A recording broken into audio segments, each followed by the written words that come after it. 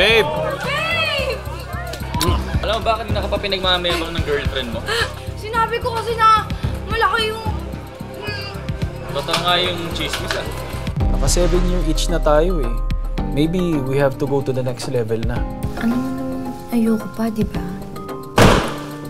Hindi porket napasaya mo siya. Napasaya mo na rin ako. 5 p.m. on my desk. Sharp! I've always wanted to put up my own advertising agency. Wala lang akong makitang magaling na creative partner. Pinipirata niyo ba yung empleyado ng kuya ko sa harapan ko?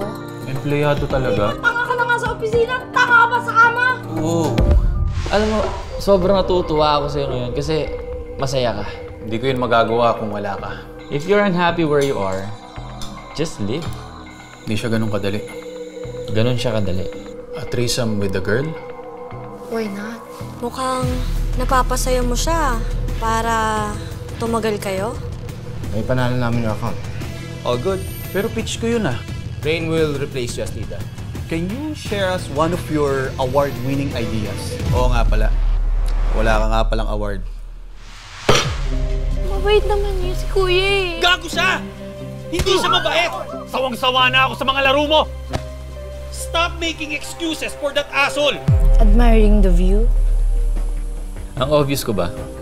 Hindi naman ako madama. Meaning? Hindi naman ako tanga. Ano ba ako sa'yo, ha?